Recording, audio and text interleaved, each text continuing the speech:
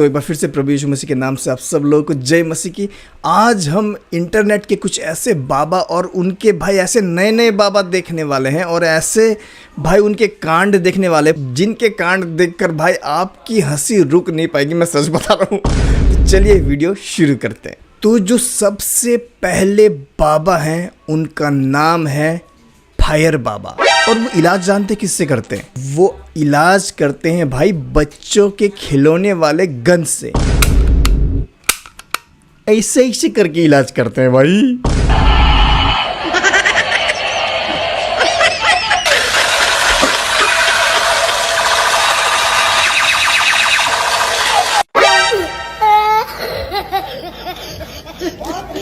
अगर ये इलाज है तो भारत का हर बच्चा बाबा है भाई। बचपन में हम सब लोगों ने ऐसे किया है। कमाल है यार, ये कैसे कैसे लोग आ जाते हैं, बाबा बन जाते हैं। और आप एक बात नोटिस कीजिए कि किस तरीके से ये औरत कर रही है। क्यों?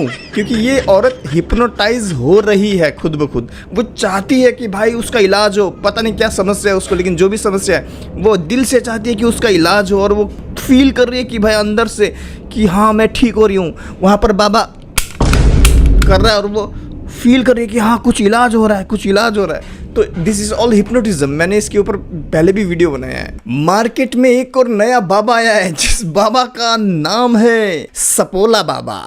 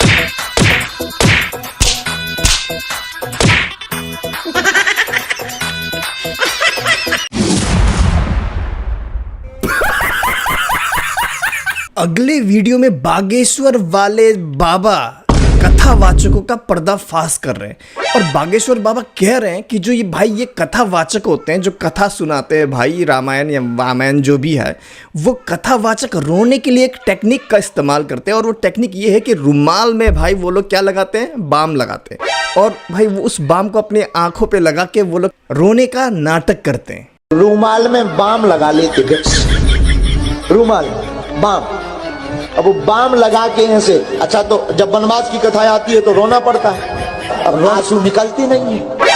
अब भक्तों को कैसे पता लगेगा कि वनवास में राम। किसी ने लिखा है एक ढोंगी दूसरे ढोंगी की पोल खोल रहा है। जब हमारे बागेश्वर बाबा इतने आगे बढ़ रहे हैं तो भाई हमारे अनिरुद्ध बाबा कैसे पीछे रह सकते हैं? जी गुरु जी। क्या? अब की कथा से बताओ बताओ। कथा से मेरा जीवन डिप्रेशन में चला गया था।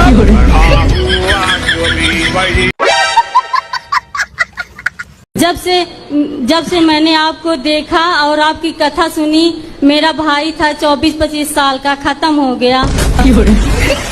किसने बोला था ऐसे ढोंगी बाबाओं के पास जाने के लिए? हमारे बागेश्वर धाम वाले बाबा इतने हैंडसम है कि उन पे भाई लड़कियां लाइन मारती है भाई। गुरु जी चरण स्पर्श। खुश रहो। कहाँ से हैं आप? मैं सारंगपुर से हूँ और इंदौर में मायका है मेरा। हाँ। और मैं YouTube पे आपका देख रही थी दिल से। अरे बहन जी कोई भी बात बोलो ना, आधा मत बोला करो, पूरा बोला करो, उससे कंफ्यूजन क्रिएट होता है। तो मैं सोच रही थी मैं छतरपुर आपसे मिलने जाऊंगी। वाह, कितने दिनों से जुड़े हैं? 1 महीना हुआ होगा मेरे को। बाकी मेरे को आपसे बहुत ज्यादा हाँ है?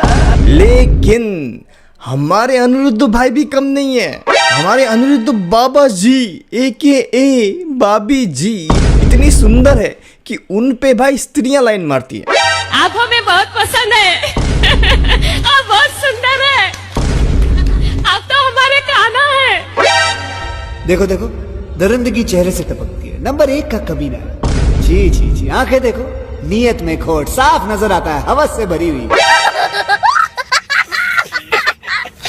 लेकिन इतना ही नहीं, उन पे मर्द भी लाइन मारते हैं। शादी हो गई आपकी? नहीं। क्यों नहीं करी शादी? अब नहीं करूँगा। अब शादी नहीं करोगे? नहीं। क्यों? आपने बोला 30 साल के बाद। कितने साल के हो आप? 39। तब शादी क्यों नहीं करोगे? मन नहीं है शादी करने का? नहीं। कोई पसंद हो तो बताओ। आप पसंद हो। ये तो सब उल्टा पुल्टा हो रहा है। हमारी धर्मपत्नी है, जब से आपकी कथा सुना है तब से वो वृंदावन आने के लिए मार करती रहती है। तो ले आया करो ना। अभी भी आई हुई है, परेशान करती रहती है, मुझे वृंदावन जाना है, वृंदावन जाना है। अच्छी तो है, इसलिए तो वृंदावन आ रही है बेचारी बार बार। वो कोई काम काज मन ही नहीं लग रहा है उसका।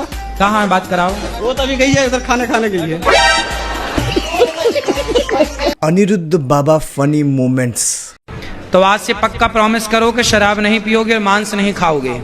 बाबा नहीं पियेंगे, मांस और दारू नहीं पियेंगे। ठीक है जी। अपनी पत्नी को पक्का वादा करो, उनकी तरफ देख के नहीं पियेंगे। भाग्यवान। सही बात है कि हम नहीं पियेंगे, खाएंगे। पकड़ के खाओ, माँ कसम नहीं पियूंगा। कसम नहीं पियूंगा।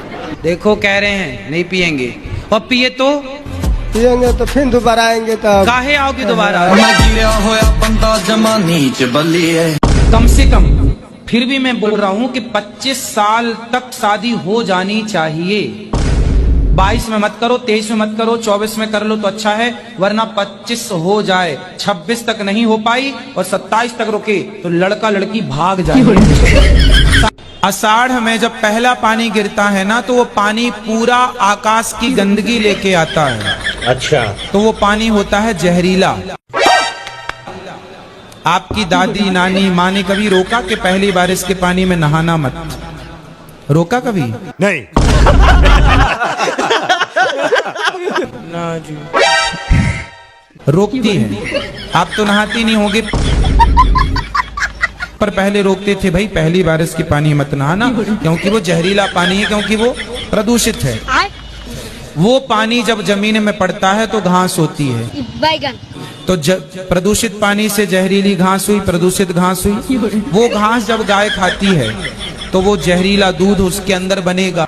क्या कहना क्या चाह रहे हैं भाई आप? तो सावन में जो गाय का पहला दूध निकला, तो बड़े बुजुर्गों ने सोचा कि ये दूध तो जहरीले पानी से घास तैयार हुई, उस घास से ये दूध तैयार हुआ गाय ने, तो ये दूध भी जहरीला हो सकता है। तो फेंके कैसे? गौरस है। तो फेंका नहीं, तो शंकर जी के ऊपर चढ़ा दिया, ताकि वो मछलियां जाकर के समुद्र तालाब में जहां जहां वो दूध मिलेगा मछलियां पी लेंगे। हम मछलियां पी लेंगे।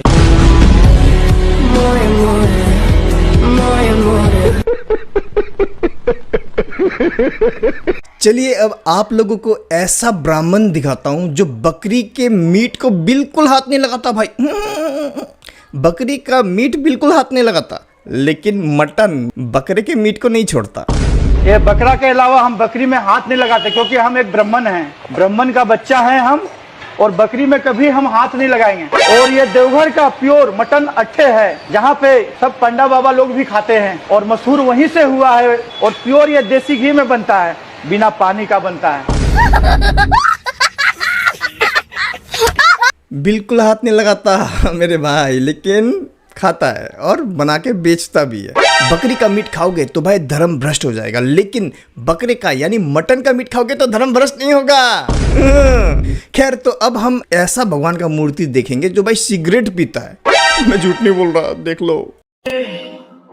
हे प्रभु, हे हरि राम कृष्ण जगन्नाथ प्रेमानंद, ये क्या हुआ? गलाव में पानी आ गया, गामछा भी खुल गया मेरा। लेंसी ये देखिए, मूर्ति भी बिल्कुल मस्त। गांजा गांजा। खैर, तो आज के लिए इतना ही। ऐसे बाबाओं से अपने दोस्तों को बचाओ ये वीडियो शेयर करके। तो मिलते हैं अगली वीडियो में। प्रभु यीशु मसीह आप सबको आशीष दे। और अगर आप हमें सपोर्ट करना चाहते हैं तो स्क्रीन पे दिए गए नंबर पर जरूर सपोर्ट कीजिएगा। ये बाबा लोग लोगों को पागल बनाते हैं, और ये बात वो खुद अपने मुंह से कह रहे हैं। बागेश्वर धाम। स्वामी की राजस्थान के इन पागलों की